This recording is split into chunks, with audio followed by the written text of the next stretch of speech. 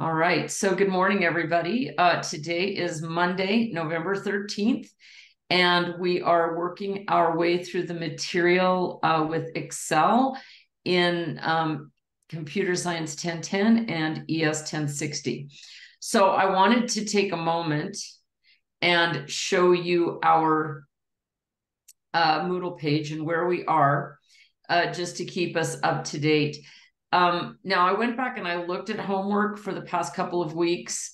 I have not caught up on my grading with this. There were several people who had asked for extensions, and that's just fine. But we've covered chapters 1 through 5, and we're going to be doing 6 today and Monday afternoon in lab. And then on Wednesday, we'll also continue. We'll finish up with chapter 6. Then next week, we're not going to proceed to chapter 7. We're going to go to chapter 14 in the textbook, which is about writing macros. So you'll have time to work with that before Thanksgiving and immediately after Thanksgiving. So if you have, it's a really good time, I guess what I'm saying is to get caught up, because you're going to kind of need all the skills that we are developing in chapters 1 through 6 before we start working with macros. And macros is just a little programming environment within to automate spreadsheets within Excel. And then, of course, after that, we are going to work with Visual Basic for the rest of the semester. All right. So the first thing is we're going to take a look at chapter 6. And I want to apologize because the pages are quite wonky. Every other page is upside down, just like with chapter 5. So if you you'll need to rotate every single page when you get to it. But that you can also print this off, and if you print it off, you can stack it properly, and then you won't have to worry about it again. Or you can save it as a new PDF. But having said that, when we start talking about statistics, what we're really talking about is using data to make decisions. And what we always want to do with statistics, the basic question that we are always trying to answer is, what does the data mean? So sometimes it can be small data sets, sometimes it can be huge, super huge data sets, but it's always more than one data point, and we want to describe something about it or assign a meaning to it. And there are 4, and I'll give some examples in a moment, but I wanted to go to page 2, which of course is going to require me to flip this page again. Oh, this is the wrong one because I had to do that to get the cover page in. Sorry about that. Here we go. So basically, when we are talking about statistics, there are a ton of measures that we use to describe a data set, but there are 4 major descriptors that we work with right from the beginning. Those numbers are the median, the mode, the sometimes it's referred to as the average or the arithmetic mean. We also talk a little bit about the minimum and the maximum, which are also important quantities, but then the standard deviation, which is a measure of spread. So we also talk about this idea of normalized data. What that means is almost all naturally occurring data, there will be a few data points that are small, a few data points that are large, and then it will sort of form this bell curve where the middle of the data will be more plentiful. And an example of this would be, and this is not always normalized data, I'll talk about normal data in a little bit here, but if you were asking, for example, what the average price of a house is in Powell, Wyoming. All right, now, first of all, that's going to vary quite a bit with time because the housing market is different from year to year. But one would expect that if you had enough data points, that most houses would cluster around the same value. So in real estate, sort of a not brand new, previously lived in 3-bedroom, 2-bathroom house is a standard. And if you had 3-bedroom, 2-bathroom houses that were 10 or 15 years old in relatively good condition, you would expect them to be clustered around the same value. which right now is quite high. So I don't know, I'm going to guess $400,000. It's probably quite a bit higher than that, but let's just say $500,000 just so I can make my data points. Now, so there's going to be a lot of houses in that market. There's also going to be a few houses that are smaller and cheaper, or houses maybe that aren't in such good shape.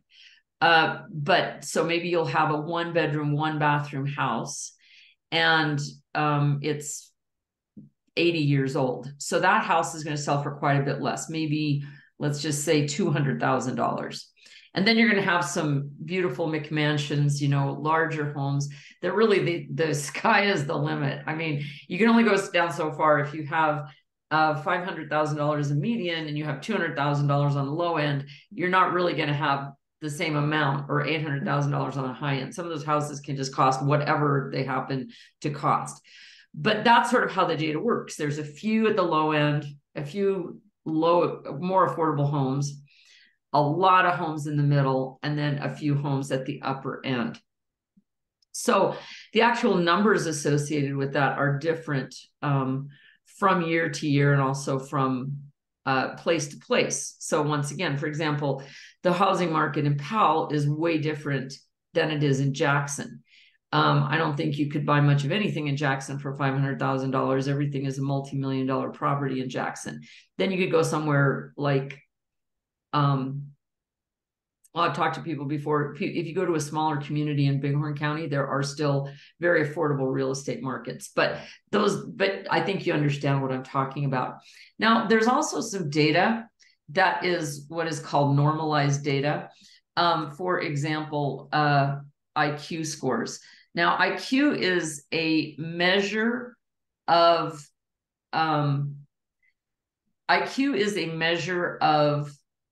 intelligence in a way, all right? But basically, the way that IQ scores work is if you take a test, you are evaluated on a couple of different things, on quantitative reasoning, qualitative reasoning, and spatial reasoning or analysis or something like that. And they're all a little bit different. But overall, hundreds of thousands and millions of people have been tested for IQ. And so what that means is that the data can be normalized, and we know pretty much what the distribution is going to look like. So, for example, here is a curve where you see this curve shows how IQ is distributed. 100 is dead on median, meaning in the middle, right? Or mean. The average IQ of a person in the United States is 100. And you are as likely to have an IQ of 85 as you are to have 115. So in other words, there's a spread of 15 points there.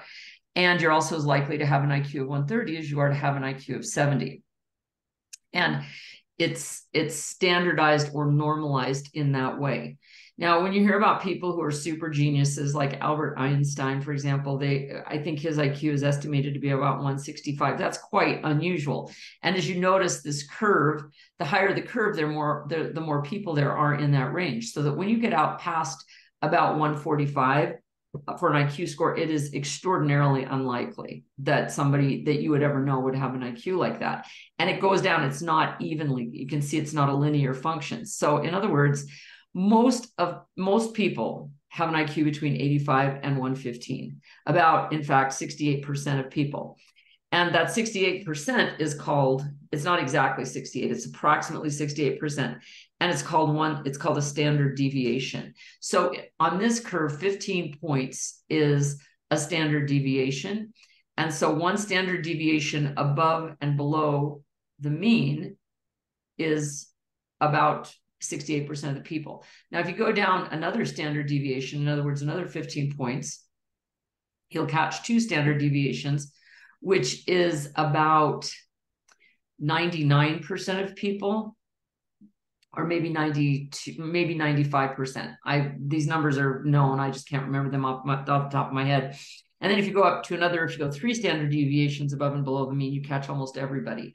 So that's about 3 standard deviations above and below the mean captures about 99.7% of the data. So in other words, there's only a 0.3% chance that you'll have an IQ lower than 55 or higher than 145. Now, this distribution also changes based on your profession and also what you do with your life. So, for example, the average IQ of a person in college is not 100, it's more like 105 or maybe 110.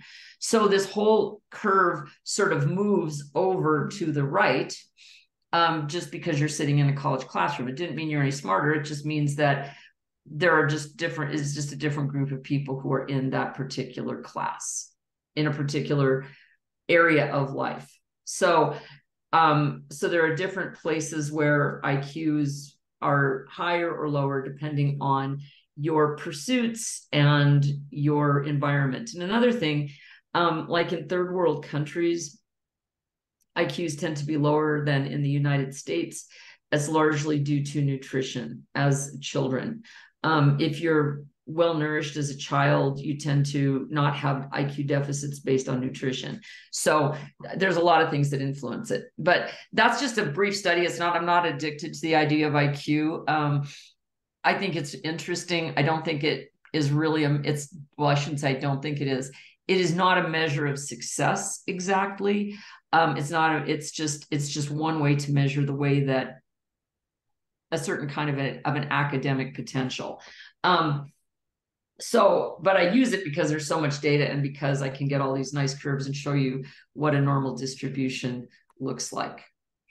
So when we start talking about statistics, we start immediately talking about these ideas of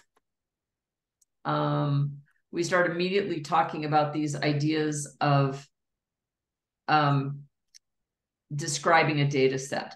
So for example, in that example, when we start talking about, like for the first example, I used the cost of housing.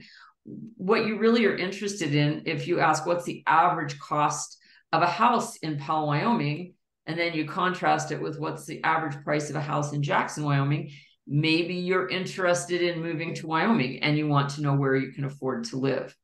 Now, because housing data, the cost of housing is not really normally distributed like that, because you've got these high-end houses.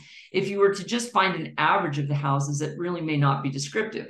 So in other words, if you had a whole bunch of houses that were clustered around $500,000, a few houses that were down at $200,000, a few houses that were up at $800,000, and then you had 4 houses that were at $3.7 million.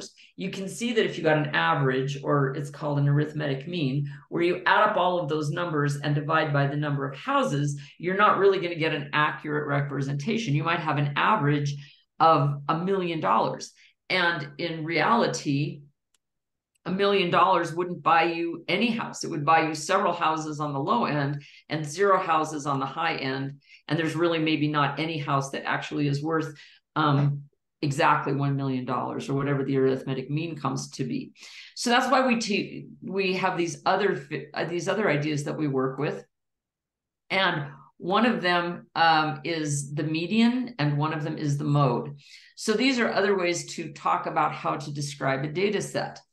A median means if you took all of the data points and you lined them up from the lowest to the highest. So you took the lowest cost houses and you lined them all up in a spreadsheet, for example, since we're talking about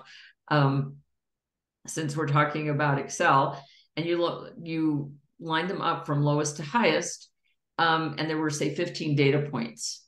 The one in the middle, data point number 8, because 8 or 7 or 8, 7, 8, 9, 10, 11, 12, 13, 14. Yeah, so it'd be number 8, would be the median. In other words, it's the point right in the middle of the lineup, not arithmetically averaged, but the point that has the same number of costs below it and the same number of costs above it. It's also really great in Excel, because if you type in the numbers, if you enter the numbers into a spreadsheet, all the costs of housing, for example, into a column or a row, but a column would make more sense in my mind, you can then sort the data from lowest to highest and you can instantly see the median. Although I want to be clear, there's also a function in Excel that will compute the median of a data set without sorting it. So Excel does a really good job with statistics. The mode, on the other hand, is the most number of the data point that occurs the most number of times, which is also can be another way of looking at how to describe the data set. So I always use this example, and I will not attach names to it, but in the STEM division, we have several faculty members who have no children. We have a few faculty members who have one child, and we have a couple who have two children, and we have a few who have three children. And then we have nobody else until we hit another faculty member. The final member has 11 children. So if you take the average of 15 people, how many children they have, and you have a bunch of zeros, ones, twos, and threes, and then you have one outlier with 11, you can see that if you try to graph that, it's not going to look like a bell curve at all. It's a skewed data set. So, and if you did an arithmetic average, you would come up with a number that would be, it's above 3, so it really doesn't make sense. So it's more logical to evaluate that using the median or the mode. The median is either 2 or 3, and the mode is, I think it's 1. It might be 2. But so you get a better description if you were to ask the question, what is the typical, or I would say average number of children that a faculty member in the STEM division has? It would not really be that meaningful to use an arithmetic average to find that number because there's an outlier. All right, so hang on a second. There it is. All right, so some of the other data that we talk about is the minimum and the maximum, which is, once again, that's an important thing. You want to know the range of costs or the range of the number of children or the range of IQ scores. And some numbers are skewed because there's a minimum based at a 0 or something like that, but there's really no closing value at the end. One, for example, housing costs. Somebody could come in and build a multi-million-dollar mansion, and so the max could be a lot higher than the min could be, or the difference between the max and the median or the central value would be a lot different than between the minimum value and the central value. Another example of that, of this difference between minimum and maximum, where you don't really have a top end of things, is with body weight. Because there's a certain minimum that a person can attain. You cannot weigh 0 pounds, but there are some people who weigh a great deal. And so it can skew that data to one side as well. So like if you look at data that says, what state, they do this all the time, where they have what state has the lowest weight. That's a different number than the state that has the lowest number of overweight people. And once again, it's regional. If you look in the American South, Southeast, there's a lot of overweight people and obese people. The American West tends to have fewer obese people, but overweight is a little bit higher than in some states. But anyway, the state with the least number of overweight people is almost always Colorado. And once in a while it's Montana, but that's just for FYI, but it's almost always Colorado. So there are some things that are measured, like I said, with IQ. It's really standardized. It's normalized data. There's not like a super duper number that you can reach at the top. There's not really anything below 0 that you can reach at the bottom. So the data is nicely distributed, but some data doesn't work that way because you can have more minimums than you can have a bigger min than you can have a max, or the other way around. All right. Variance is a value that we use to compute the standard deviation.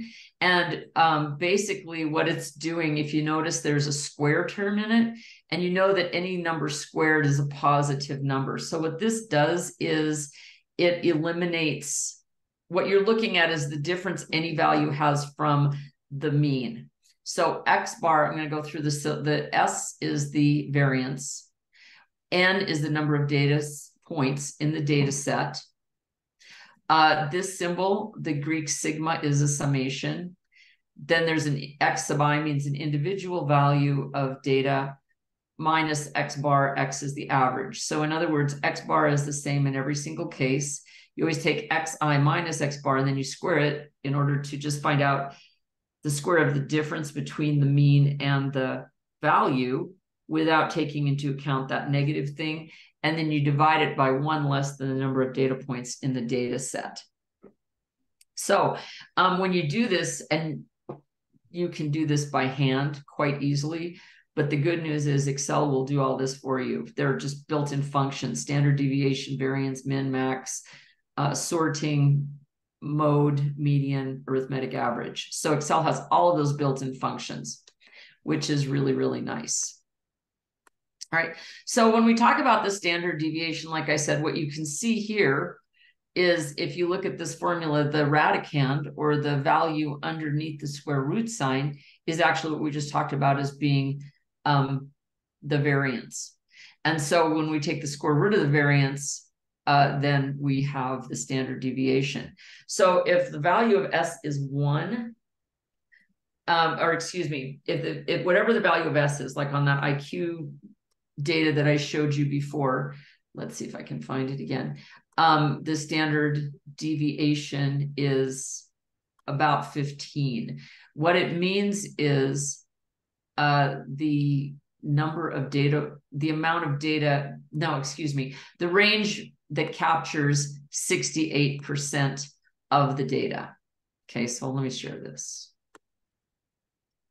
So in any case, one standard deviation, however many points that is, here it's 15, is the amount of is where 68% of the data is captured. Now, it's not exactly 68, it's a little bit different.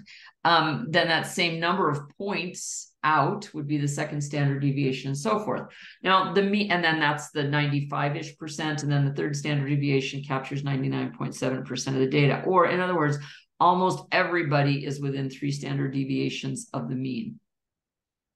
Now, the other part about this is, people at this point always ask, and it's a very appropriate question to ask, why is one standard deviation 68%? Roughly, it's slightly different than that, but it's about 34% above the mean and 34% below the mean is one standard deviation. Well, this curve, this normal distribution curve, is not, as you can tell, it's a linear curve. It's not a triangle. It's not like a pointy thing. It's sloped. And for those of you that have had calculus, right here at the first standard deviation, there's an inflection point on that curve. For those of you that haven't had calculus, it's a fine point that has to do with the construction of normal distributions. But there you go. Now, the other thing about statistics is you have to be careful, because they can, my husband's grandmother, who had a degree in math, who's passed away 15 years ago, but she said, you can say anything you want to with figures. And I think that's an important point, because numbers say certain things and they don't say other certain things. So you have to be careful when you reach conclusions. And this is like more sophisticated than what we're going to do in this class with statistics, but it's just something I want you to keep in mind. And an example of that is certain things correlate but are not cause and effect, which means they tend to occur together, or you see data trends that look like there might be a cause and effect relationship, and yet there is not. So one thing that happened about 30 years ago, about 10 years before you guys were born, there's a humongous medical study that came out that said, when women are pregnant, if they drink coffee, their babies will have lower birth rate on average, which of course is a bad thing, because having a nice healthy baby is the goal of most pregnancies. And it was a really, first of all, you have to think about the way medical data is collected, because we don't corral pregnant women and make them do things like say, you guys are going to drink coffee all day, and you guys are not going to drink coffee all day, and you guys are going to drink 2 cups of coffee all day.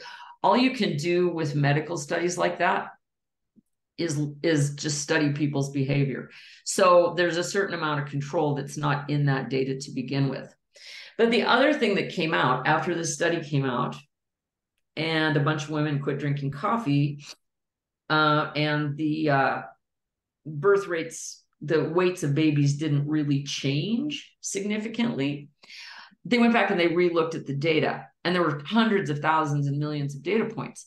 Well, what they found was there was a correlation that they had missed, which is a higher percentage of women who smoke cigarettes also drink coffee. So there's a set of women who smoke cigarettes and drink coffee. There's a set of women who drink coffee but don't smoke. And there's a set of women who don't drink coffee. And when you got rid of this false correlation, in other words, when you sorted out the women who smoke cigarettes, women who are pregnant who just drink coffee but don't smoke had birth weights way more similar to non-coffee drinking women, and women who smoked, whether they drank coffee or not, had lower birth weight babies. So that was an important find. But that's another way that statistics, like I said, you can say anything you want with statistics. If you want to have women quit drinking coffee while they're pregnant, that's a great tool, because it is true. However, the truth is not in the numbers, and you can say anything you want to with figures. So those are just some important things to keep in mind when you study statistical data. Now, the other thing is, this is about all of the statistical stuff that we're going to do in Excel. And like I said, you're going to find that Excel has tons of excellent formulas for you that are going to make the computation of these things quite simple. I don't know if anyone in this class is going to be taking engineering surveying with me next semester in the spring, but we'll do statistical analysis of measurements in that class. And if you are, keep in mind you can use Excel and simplify your life. There you go. Anyway, but what I was getting at was there's simple ways to use statistics, which we're going to do in here. We want to set a basis for using statistics, and specifically for using Excel to help you do statistical analysis. But there are there are people who build their careers on analyzing statistics. For example, biologists right now with tons and tons of data from anything, from DNA, for example, build these immense data sets that you really can't even look at. And there's tons of programs way more sophisticated than Excel that will analyze the data. So for example, I did a research project a couple of years ago on the K-12 Computer Science Initiative in Wyoming, and I studied the teachers involved in teaching computer science to K-12 students. And I had boatloads of data. And I used a program called SPSS, which is a statistical analysis program. And so you can do things like I just talked about, this correlations, where you can filter things out. You can tease out those false correlations. You can look for real correlations. You can do some pretty sophisticated things. But we're not going to do that in here. We're just going to do some basic data analysis, and everything that we do is going to be available to us through our best friend, Excel. Getting back to the idea that, like I said at the beginning, Excel may not be the best tool for everything, but it's the second best tool for anything or for everything. And as far as fundamental statistical analysis it's just fantastic for everything that we will need to do in here. And if you are working in most professions, everything that you will need to do, period, will be available to you through Excel. All right, so getting back to our data, our textbook. Let me just share my screen again. All right, there we go. So, oh, this is always fun. There we go. Let me just get one more flip. There we go. So we've gone through the ideas of calculations and meaning of mode, median, arithmetic mean, max and min, variance, standard deviation. All right. And that is going to get you pretty far into being able to do some analysis. Now, when you start doing this on Excel, you need to make sure that the analysis tool pack and the solver add-in is in your version of Excel. So once again, we're going to have to turn to those ribbons in Excel to make sure that you have access to everything. And mine comes up automatically, so I don't know what it's going to look like for a student, but do double check and make sure. And if you have trouble doing that, you'll see right away, and you'll have to go through this process. There's also some other, like here we talk about data analysis. This kind of gets into what we're talking about. ANOVA is it's an anagram for the analysis of variance. And we're not really going to get into that very much. But one thing that we will do here at the bottom, we talk about histogram. And a histogram is a figure that looks very much like a bar chart that kind of puts data into groups broken into natural distributions, or into natural categories. And an example, even though we don't graph it this way so much, but this is what a histogram looks like. So like I said, it looks like a bar graph. There are no spaces between the bars because every piece of data has to be captured. And the categories are sometimes referred to as bins. But one example of this type of data are grades in a classroom, where one bin is an A, a grade of A, B, C, D, F, right? So everybody gets a grade of an A who made between 100 and, in our class, 90. Everybody gets a B who makes less than 90, but down to 80, and so forth. And then you can make a histogram based on that. So just as a point of interest, as I close out my lecture today, something that happens in big classes. First of all, I do not attempt to get, you can see there's a relatively normal distribution of this. It sort of peaks in the middle and then goes off, then slacks off on both ends. I do not attempt to get a normal distribution in my classes. If you all get A's and B's, it makes me really happy, and it makes my job a lot easier. And it's a very fulfilling situation for me. So please don't worry about this in terms of our work together. But something I've noticed in very large classes, especially when I first started teaching at Northwest College, I taught a lot of developmental math. And so I'd have large classes with a lot of people with different amounts of academic background. And what I would notice when I plotted my data on my exams, the first exam was not a normal distribution, but there was a bump here, and then there was another bump down at D's. So in other words, I would have a bump between a B and a C, and then I had another bump down into D. And what happened on the second test was the data normalized itself. But what I found was happening was, on the first exam, I had students who did well, the A, B, and C students, and then I had students who did not well, D's and F's. And it turned out that, generally speaking, the F students would drop the class, or most of them would, and the D students would go one way or the other. They would make a decision to succeed, and they would become A, B, or C students, or they would fall off the edge of the earth and become F students. And that's called a bimodal distribution, where you have two humps in a distribution curve. But the second test, and every test there forward, would be a single clustered normal distribution, more or less. But like I said, in a class like this, where I have 15 students and all of you have proven up to some degree academically, I don't expect that to happen. So I'm not looking for normal distribution. If you all get A's and B's, I will be absolutely thrilled. So just so you don't worry. All right. So do you guys have any questions for me today? Do you have any questions about statistic, or how to proceed, or anything that's going on in class?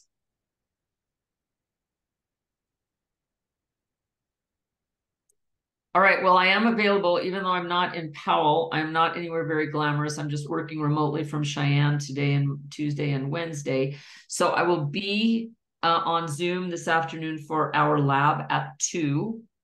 if you join me, that would be great. And we can work through this material. And then I'll be on Zoom again on Wednesday, although I won't be presenting any new material on Wednesday. Wednesday is just going to be a chance to ask questions about this material. But I'm strongly suggesting to you to get caught up on your homework. You'll need all of this material before we start running macros. So like I said, we're making a big skip in terms of the text. We're not making a big skip in terms of skills, but we're doing chapters 1 through 6, and then we're skipping chapter 14 so that we can do macros, and that's going to happen next week.